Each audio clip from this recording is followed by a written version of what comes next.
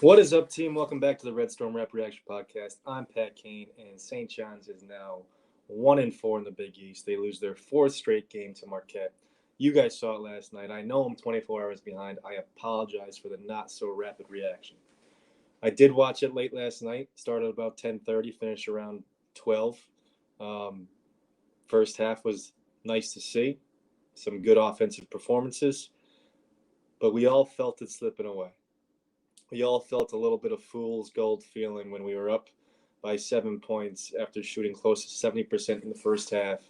We couldn't keep that pace up, and we had shown no signs of forcing tough shots by Marquette. Yeah, we had a nice lead. Yeah, we were keeping up scoring wise, but if we're not getting really easy looks, can we continue to hit tough shots? And we did score decently well in the second half, 37 points, I believe, but nothing like the 55 we gave up. And what was, without a doubt, the worst defensive performance I've seen by this St. John's team in as far as I can remember. And that's after an 88-point led up to Seton Hall, who would prefer to play a game in the 60s. So we know the defense was already atrocious. Today, it got just beyond atrocious. Backdoor cuts, lackadaisical transition defense, losing your man on the perimeter. Just we ran the gamut in terms of poor defense, and it was easy to comprehend why, while scoring 85 points, we still got beat by 11 points. Another adjustment came this game, and it wasn't for the good guys. Fourth straight game where we have seen huge turnarounds and points from 1 point in the game to the end of the point in the game, and of course, the end is when you need to be on top. Last night we saw a 20-point turnaround, went from being up 9 to losing by 11.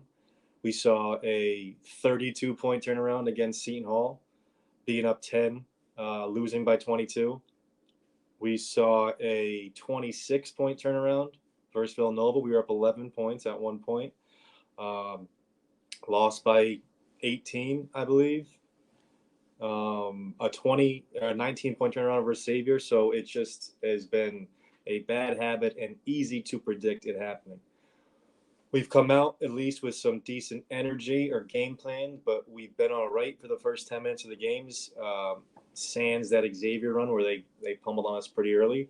But Villanova, Seton Hall, Marquette, we were looking like a capable team, a team that could go toe to toe with that opponent for the first 10, 15 minutes of the game. Last night it was for the first half. And once the switch got flipped, whatever you want to say, and the coaches started coaching, making adjustments, exploiting weaknesses they see, shoring up some weaknesses the other team was taking advantage of. Seton Hall, in particular, they went to the zone, stifled us. Marquette kind of just kept at it, kept running their sets, knowing we couldn't keep up with that pace. And eventually, we came out on the bottom. And it doesn't look like, these are fluke losses. It looks like it's something that we should expect for some time now. And that's unfortunate. Last night was the most, or I want to say, the least worried I've been about a come from behind loss because I just really didn't even care. I saw it coming, and that's the worst feeling to have as a fan is not caring. I'd rather be pissed off or extremely happy than just sitting there and could care less about the results of the game. Obviously, I was pulling for a St. John's win. I just never got my hopes up, and when it looked like it was surely going towards the lost direction, I just kind of let it happen. And you know what? It seemed like St. John's kind of let it happen. One thing I will say about the all access game against Xavier, which was an embarrassment among embarrassments, it looked like Coach Anderson continued to coach no matter what the score was. And by coach, I mean yell and cheer.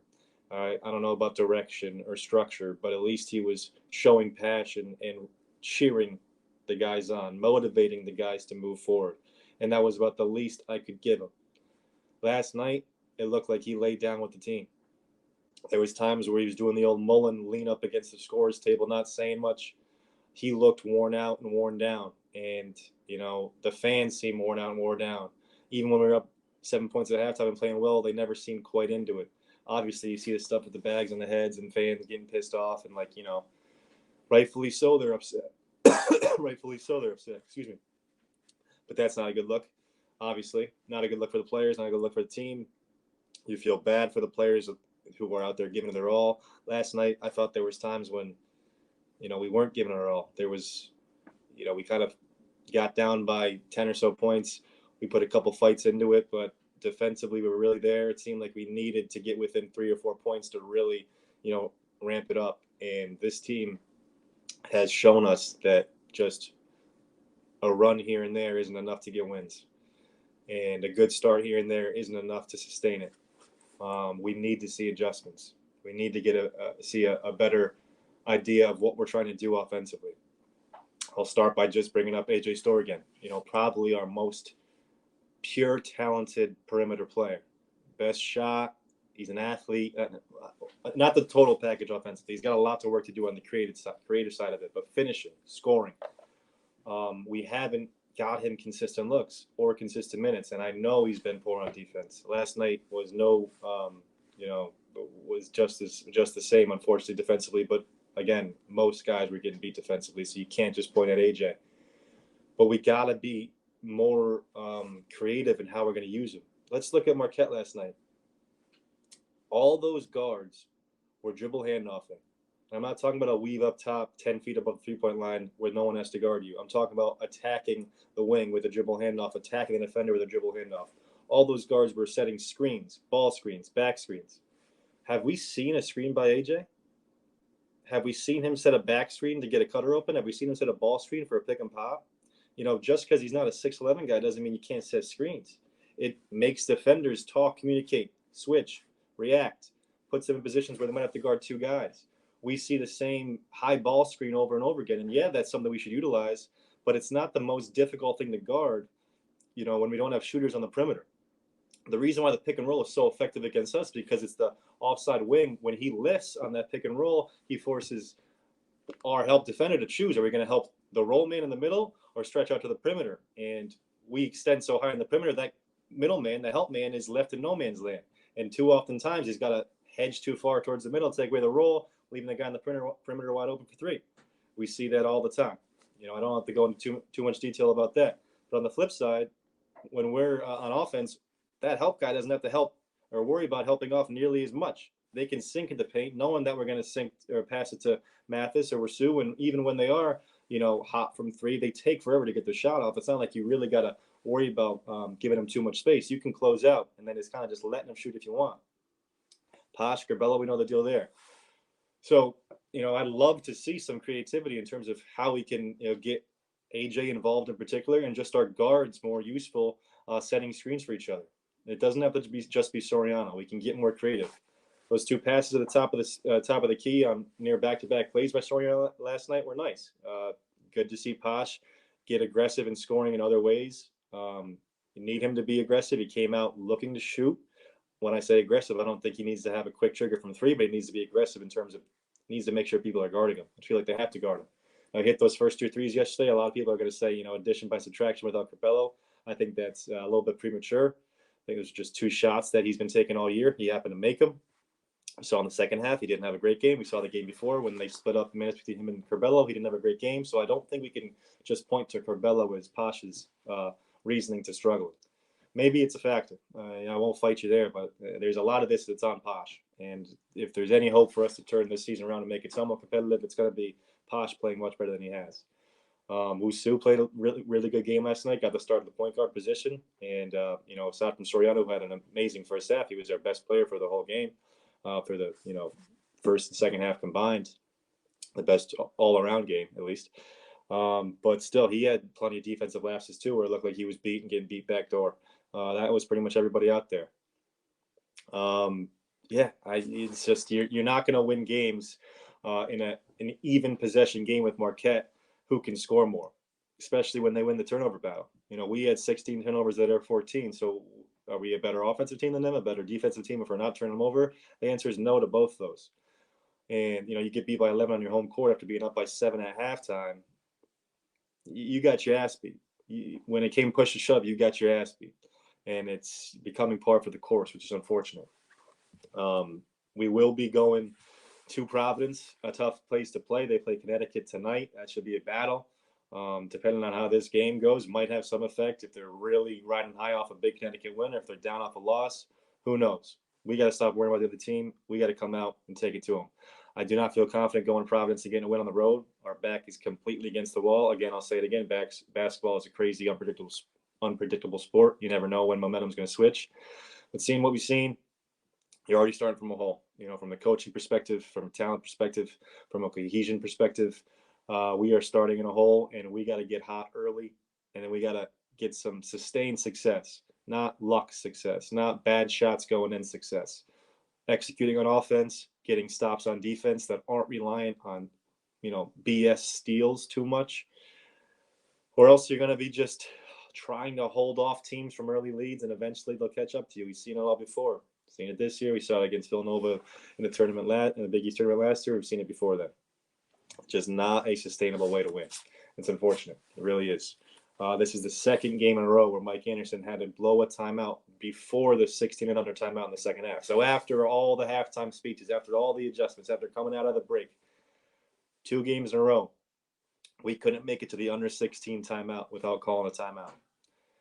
That's how bad we came out. That's how poorly prepared we were to start the second half. 2 games in a row. That's a terrible, indictment on what was said to the team at halftime, and whether or not they were able to pick up on that message. And 2 times in a row, they were not. Either that, or the message just wasn't good enough, and it was completely, outperformed by the other coach. Could be that. Very much so. Could be that. And he probably could have made the case again that he should have took the timeout earlier tonight. He very well could have made it. He shouldn't have made it. Shouldn't have waited till about 16-20 to take that timeout. Could have took it with about 18 minutes left with the way we came out at half. Marquette was getting wide open looks. And it's no surprise. No surprise. Let's show this screen, guys, on YouTube. I hope you like this new setup. I will be going live Saturday. I'm going to give that a shot on YouTube. I'll watch the game. I'll talk about the game, kind of pseudo comment it. I'm not going to get my mic green on, but I'll let you know what's going on the screen. Unfortunately, you can't broadcast the screen, but if you tune in on your TV, I tune on my TV. We'll have the chat going. We can talk. I'll even bring on some fans that can talk on the podcast if they want to, if things go well. But I really look forward to it. Hopefully, you guys will join me. I will still continue to do the post game podcasts. No worry there. Let's take a look at the box score. 96-85. Like I said. Joel led us with 22 points, 13 rebounds, another double-double. That's just, what you expect at this point. Killed it in the first half, slowed down a little bit in the second half. He might only had 3 or 4 points in the second half. Actually, he had a huge first half scoring-wise. 2 for 2 from the free throw line. Would have liked to see him get there a couple more times. But again, not anything to do with our problems. Wusu right below him, 21 points, 5 assists, 3 rebounds, 2 steals. Like I said, a really good game from him, 3 for 5 from 3. Hopefully that continues with or without Curbelo coming back. We'll see him, play well and shoot well. Unfortunately, when he plays well, Mathis seems to play poorly. Again, tough night shooting for him. He's fallen back down to earth. 5 points, 0 for 2 from 3, 1 for 5 from the field. No rebounds, 1 assist with 3 turnovers. Him and Wusu combined for 6 turnovers. That's 6 turnovers from your starting backcourt. That's tough. Jones, 13 points, only 3 rebounds. A poor rebounding night from him, and a poor shooting night overall. 5 for 16 from the field, but he did go 2 for 4 from 3. I think that's 3 straight games where he's had good showings from 3, making better decisions on the 3-point selection. He's still got to get better and more crisp attacking the basket, finishing through contact, and not going up so like a bull in a china shop, with some strength, some focus, some control, and then maybe he'll get to the line a little bit more than the 2 attempts he got today, and that's about what he's averaged on the year. Not enough for a guy with his physical attributes, in my opinion. Stanley got the start, 4 points, 1 rebound, not a lot of impact. And then the bench, Posh off the bench, like I said, he came out hot, 11 points. All 11 of those might have been in the first half. As a matter of fact, I believe they were. He had those 2 threes and those 2 alley-oop layup passes from Soriano. 5 assists, 3 steals, 4 rebounds. Those ancillary numbers right there are what you expect from Posh when he's playing well. A handful of everything right there. Like I said, I wouldn't credit that first half to Curbelo not being there, but it's hopefully a step in the right direction of what we can see from him. It's been, tough to watch, and I feel for that guy because he is such a competitor. I mean, such a competitor, and we've seen it for 3 straight years. He's willed us to some big wins. He's fought hard in all the tough losses, and it's it's painful to see a guy struggle so much when he gives it his all. But it is a huge factor in our poor play, unfortunately. Store 3 points, 1 for 1 from three. Did have one rebound, one assist in only 17 minutes. One rebound and one assist. I would hate to say, but it's an improvement. He needs to continue to do that. Defensively, he needs to continue to go at it. Pay attention. Focus on getting back on defense. Focus on fighting for rebounds. Do the little things in that regard, and then hopefully that will earn you some trust within the coach. And like I said, hopefully he'll get you more involved. I don't blame you for the offensive. I'm not even going to call them struggles. The lack of use on offense. I think it's crazy how little we've used you and how little we've tried to set you up. Defensively, though, you got to put that work in. You got to be better. You got to help out in other areas. And then Drissa Traore, forgot to mention, had a nice spurt in the first half. Had a nice bucket, couple rebounds. Did have a couple turnovers when things started to go downhill a little bit. And NY 4 points, 3 rebounds, 1 assist in 20 minutes. Kind of non-existent. The 20 minutes is the most he's got all year, I do believe. The 1 assist he had was a good pass, a dump down low, high low to Soriano. I do remember last year he had a tendency to make a good pass now and again. Maybe we'll see some more of that. But him and Stanley didn't really make much of an impact. And Soriano can only do so much by himself in there. It would be nice to have a surprising good game from one of those guys, maybe a double-digit game out of nowhere that could really help our shooting woes in the backcourt. But look at me. I'm begging for luck, basically. It's not a good way to go about getting wins. Team stats. Marquette shot 53.2% from the field. We outshot them in the first half big time. And when they ended up outshooting us for the game, that tells a story. They were 10 for 23 from three, 44%. That kind of washes away our great 8 for 17 from three night. Giving up 10 threes, a lot of them way too open. It's just a recipe for disaster, obviously. They got to the line 14 more times than us. That's never good, and that's an issue with this team. Offensive rebound on the bright side, we did get 13 offensive rebounds ourselves, so we've been good going after the boards. We need to do that because we shoot so poorly, but we did give up 12 offensive rebounds to Marquette. Another wash there, 18 assists. Good job sharing the basketball, but another wash. Marquette had 18 assists. They shared the ball beautifully. Kolek is, my favorite player to watch in the league. He's such a good passer, such a, great eye for the game and knowing when to push it, when to slow it down, when to get other guys involved, where to be. It's, he makes that team go. And he might never lead them in scoring, but he certainly leads them in what they want to get done. 15 fouls of theirs to 20 of us. I've said it before. Our foul issues are a serious problem, and it's another reason why we should, pull back a little bit on this over-aggressive defense. It just doesn't yield enough, and you change your approach. You battle with the guys you have. We've got grinded out players. You might have athletes. You might think in order for us to score, we got to get on a run, but getting on a run is yielding way too many points. If we structured ourselves a little bit more, made ourselves a defensive half-court team, I think we could play really good half-court defense. But with that, you've got to get creative on the offensive end. I don't think we've seen really good full-court pressure defense, especially against teams that are, capable. I think we've got pieces that could guard really well in the half-court if we didn't overextend, if we didn't look to trap everything.